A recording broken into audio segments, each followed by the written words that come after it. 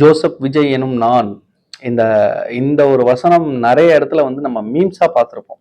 So நேத்து பார்த்த original pictures எல்லாம் ஏற்கனவே நம்ம பார்த்த மாரியே இருக்கு. என்னடான்னா பசங்க ஏஐல ரெடி பண்ணி போட்டுக்கிட்டு இருந்தது.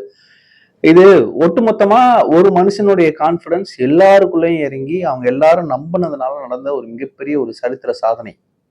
அரசியல்ல இத்தன வருஷம் நாங்க வந்து எக்ஸ்பீரியன்ஸ், இத்தன வருஷமா நாங்க வந்து உழைச்சிட்டு இருக்கோம். இத்தன வருஷமா மக்கள ஏமாத்திக்கிட்டு இருக்கோம். இதெல்லாம் பண்ணி எங்களால ஜெயிக்க முடியும்னு நாங்க நம்புறோம். நேத்து வந்து நீங்க ஜெயிச்சிட முடியுமா? அரசியல்ல என்னன்னு தெரியுமா? ஆனா ஆவனா தெரியுமா? அப்படின்ற இந்த ஆணவ பேச்சுகள்லாம் இருக்குல்ல, இதெல்லாம் நெறைய கேட்டோம். இந்த டிவி டிபேட்ஸ்ல உட்காந்து பேசுறது, மேடைகள்ல பேசுறது, ஏளனமா பேசுறது, யாரையெல்லாம் வச்சு பேச முடியுமோ அவங்களெல்லாம் வச்சு பேச விடுறது, நேரடியா பேசாம நீங்க அப்படியே இவங்களை பொருட்டா கூட நடக்காத மாதிரி நடந்துகிட்டு மத்தவங்களை வச்சு பேச வச்ச விஷயம் இருக்கு இல்லையா? அதுதான் மக்களுக்குள்ள வந்து இருந்த ஒரு உணர்வை தூண்டி விட்டுருச்சு. அந்த உணர்வு என்ன மாதிரியான உணர்வுனா, இது வந்து விஜய்க்கு கிடைக்கக்கூடிய பேச்சு கிடையாது, விஜய்க்கு கிடைக்கக்கூடிய அவமானம் கிடையாது. இது நமக்கு கிடைக்கக்கூடிய அவமானமா, நம்ம வீட்டு பசங்களுக்கு கிடைக்கக்கூடிய அவமானமா எல்லாருமே யோசிச்சாங்க. ஏதோ ஜென்சி கிட்ஸுக்காக பேசுறாரு, ஜென்சி வாக்காளர்களை மட்டும் கவர்றாரு, இளைஞர்களுடைய வாக்குகள் மட்டும்தான் இப்போ விஜய்க்கு போகும், அதனால பெரிய பாதிப்பு இல்லை, எல்லா கட்சியில இருந்து தான் அது பிரிய போகுது, அதனால எந்த பாதிப்பும் இல்லை, ஆளுங்கட்சிக்கு தான் சாதகமா அமையும் ஓட்டு பிரிக்கிறதுனால. இந்த பேச்சுக்கள்லாம் நிறைய கேட்டோம். பின்னாடி போற கூட்டம் எல்லாம் தற்கூரி கூட்டம், தற்கூரி கூட்டம்னு இவங்க பிராண்ட் பண்ணதுக்கு காரணம், இப்படி சொன்னா அசிங்கப்பட்டுக்கிட்டு பின்னாடி போக மாட்டாங்க அப்படின்னு நினைச்சு பேசுனது. விஜய் பின்னாடி போகக்கூடிய பெண்களை எல்லாம் ஆபாசமா சித்தரிச்சு அசிங்க அசிங்கமா பேசி இவங்கெல்லாம் விபச்சாரிகளுக்கு ஈக்குவல்னு சொல்லி பேசின இந்த வாய்கள் எல்லாம் என்ன நினைச்சது அப்படின்னா, இவங்க பின்னாடி இதுக்கப்புறம் அசிங்கப்பட்டுக்கிட்டு போக மாட்டாங்க அப்படின்னு நினைச்சாங்க. விருது வழங்கும் விழா, கல்வியில வென்று வந்த அந்த ஜெயிச்ச மாணவர்களுக்கு மாணவிகளுக்கு விருது வழங்கும் பொழுது அந்த பெண்களை இப்படி கூட்டிட்டு போய் ஒரு நடிகர் முன்னாடி நிக்க வைக்கிறதுக்கு வேற தொழில் பண்ணலாம் அப்படின்னு சொல்லி பேசின அவர்களுடைய வாய்கள். இதெல்லாம் அவங்க பேசினதுக்கு காரணம், அசிங்கப்பட்டுக்கிட்டு இந்த மக்கள் விஜய் பின்னாடி போக மாட்டாங்க, அவமானப்பட்டு போய் நிக்க மாட்டாங்க, இப்படி எல்லாம் பேச்சு வாங்கணுமா அப்படின்னு சொல்லி தூர நிப்பாங்கன்னு நினைச்சாங்க. ஆனா ஒவ்வொரு வசவும் ஒவ்வொரு வார்த்தைகளும் தங்களை பர்சனலா சொன்ன மாதிரி மக்கள் எடுத்துக்கிட்டாங்க. அதனாலதான் இவர்கள் வீழ்த்தப்பட்டார்கள். நான் தமிழக வெற்றி கழகம் வென்றது, விஜயண்ணா வென்றதுன்னு சொல்றதுக்கு முன்னாடி சொல்லக்கூடிய வார்த்தை உங்களை வீழ்த்துறதுக்கு தான் தமிழ்நாடு ஒட்டுமொத்தமா ஒண்ணு சேர்ந்திருக்கு ஒரு பக்கமா அப்படின்னு நான் சொல்றேன். இதை நான் திரும்ப திரும்ப ஒவ்வொரு பேட்டிலையும் சொன்னேன். திரைக்கவர்ச்சி மட்டும் இல்ல, விஜய் அவர்களுடைய ஆதரவு மட்டும் இல்ல, உங்கள் மீது இருக்கக்கூடிய வெறுப்பு, நீங்க செஞ்ச இந்த மோசமான அலங்கோல அராஜக ஆட்சிக்கான உங்கள் மீதான வெறுப்பு, இந்த வெறுப்பு உங்கள் எதிராக திரும்பி நிக்குது அப்படின்னு சொன்னேன். என்னுடைய பர்சனல் விஷயமே நான் சொல்றேன். இப்ப நான் இங்க வந்து ஒரு டூலா பயன்படுத்திருக்கேன்.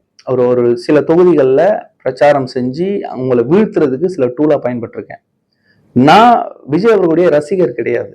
ஆனா இந்த தளத்துல, அரசியல் தளத்துல 10 வருஷமா இயங்கிக்கிட்டு வர ஒரு கட்சியை சேர்ந்த ஒரு நபர். 2019 பாராளுமன்ற தேர்தலில் வேலூர் தொகுதியில போட்டியிட்டேன். இன்றைக்கு திமுகவின் பொதுச் செயலராக இருக்கக்கூடிய காட்பாடியின் சட்டமன்ற வேட்பாளராக போட்டியிட்ட துரைமுருகன் அவருடைய மகன் முதலாக அரசியலில் இறக்கி விடப்பட்டு அவருக்கு எதிராக போட்டியாக களத்தில் நின்ற ஒரு வேட்பாளர். அன்னைக்கு மக்கள்கிட்ட நிறைய விஷயங்கள் பேசணும், பிரச்சாரம் பண்ணோம், எங்களை கொண்டு போய் சேர்க்க ட்ரை பண்ணோம், எங்க சின்னத்தை கொண்டு போய் சேர்க்க ட்ரை பண்ணோம். ஆனா கடைசியில அவங்களுக்கும் எங்களுக்கு இருக்கிற டிஃபரன்ஸ் 4.5 லட்சம் வாக்குகளும் 3200 வாக்குகளும்.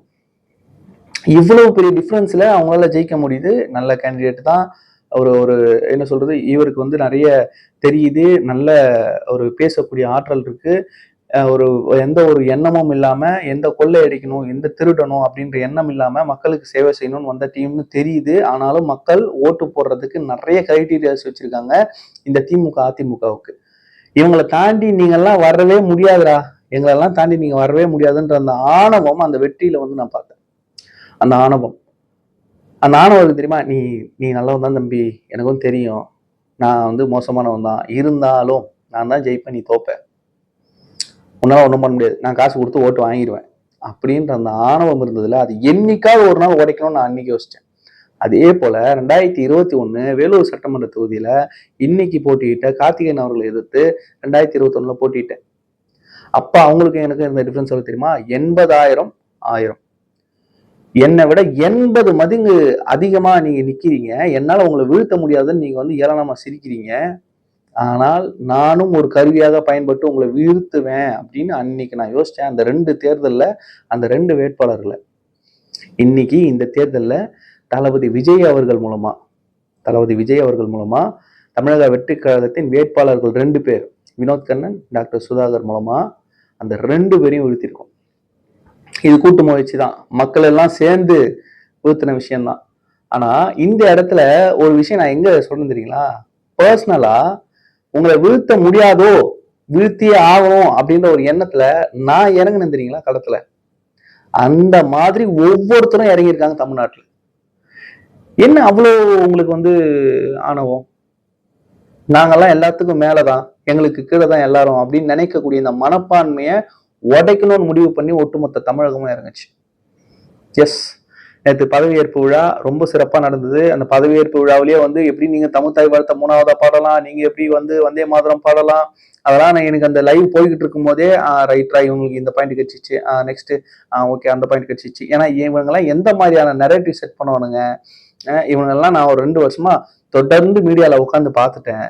எது எங்க நடக்கும் போது அங்க இருக்கிற நல்லதெல்லாம் விட்டுட்டு எதெல்லாம் எடுக்கலாம், எந்த அசிங்கத்தெல்லாம் எடுத்து கொண்டு வந்து கிளறி இங்க வந்து அதை வச்சு ஊதி பெருசாக்கலாம் அப்படின்ற பிளான்லாம் எப்படி பண்ணுவாங்கன்றது எனக்கு தெரியும். அதனால ரொம்ப தெளிவா யோசிச்சேன். ஓகே, இந்த பிரச்சனை ஆரம்பிக்கும் போதே தமிழ் தாய் வாழ்த்துல வந்து நிக்க போறாங்க, சரி ஓகே, ஏன் பண்ணாங்க, எதுக்கு பண்ணாங்கன்னு தேட ஆரம்பிச்சிட்டோம். இதுக்கு முன்னாடி எப்ப பண்ணாங்கன்றதையும் தேட ஆரம்பிச்சிட்டோம்.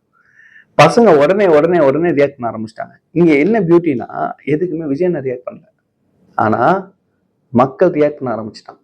ஏன்னா இன்னைக்கு பேசுறீங்களே, இன்னைக்கு வந்து இந்த கட்சிகளோ இல்ல தனிநபர்களோ விமர்சனம் பண்ணி இப்படி பண்ணிட்டீங்களே, இது மரபா, இதுதான் நீங்க பிஜேபி எதிர்க்கிறதா அப்படின்லாம் வந்து கேட்டுக்கிட்டு இருக்காங்களே. உங்க முதலமைச்சர் 4 மாசத்துக்கு முன்னாடி நடந்த விழாவில் இதே பணியை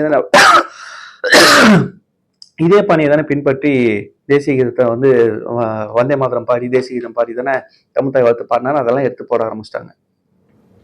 இதுதான் உங்களுக்கு கிடைக்கக்கூடிய ரிப்ளை. இங்க நீங்க எங்க கிட்ட அந்த ரிப்ளையை வந்து வாங்கிக்கிட்டு தான் எதிர்கட்சியா நீங்க செயல்படணும். சிறப்பா செயல்படுங்க. நான் அதுதான் திரும்பவும் சொல்றேன். திமுக ஒரு சிறந்த எதிர்கட்சியாக செயல்படக்கூடிய ஒரு அரசியல் கட்சி. கண்டிப்பாக தமிழ்நாட்டுக்கு உங்களுடைய சேவை தேவை, எதிர்கட்சியாக தேவை. எதிர்கட்சியாகவே இருங்க. காலங்காலமா தமிழ்நாட்டுக்கு எந்த கெட்டதும் நடக்காம நீங்க பாத்துக்குவீங்க. உங்களை எதிர்கட்சியா வச்சுக்க வேண்டியது எங்களுடைய கடமை. அதனால தொடர்ந்து இந்த மாதிரி வசவுகள்லாம் பாடிட்டே இருங்க. நிறைய பேர் இந்த எலெக்ஷனுக்கு முன்னாடி, இந்த போலிங்க்கு முன்னாடி பேசின நக்கல் பேச்சுக்கள், ஏளனங்கள், எகத்தாளங்கள் எல்லாத்துக்கும் இன்னைக்கு பொறுத்துக்க முடியாம வயிற்றுல என்ன பண்ணதுன்னு தெரியாம குமுறிக்கிட்டு இருக்காங்க. நக்கீரன் கோபால், அண்டா செந்தில்வேல், பைத்தியம் ஜீவ சகாப்தம், சேட்டை, இந்த சாக்கடை துரைமுருகன், இவங்கெல்லாம் என்ன பேசுறதுன்னு தெரியாம உழட்டுறாங்க. எஸ், இந்த கவர்மெண்ட்லயும் பிரச்சனைகள் நடக்கும், சுட்டி காட்டணும். அந்த சுட்டி காட்டுறத மறுபடியும் டீசெண்டா சுட்டி காட்டுங்க. நீங்க உங்க எல்லையை மீறி போனீங்கன்னா மக்கள் பர்சனலா எடுத்துக்கிறாங்க. நம்ம யாரும் பர்சனலா எடுத்துக்கல, மக்கள் பர்சனலா எடுத்துக்கிறாங்க. மறுபடியும் வீழ்த்தப்படுவீர்கள். அதுதான் நான் திரும்ப சொல்றேன். ஆரோக்கியமான விமர்சனங்கள் அரசின் மீது வைக்கப்படும். அதை தீர்க்கக்கூடிய இடத்தில் தமிழக வெற்றி கழகம் இருக்கும்.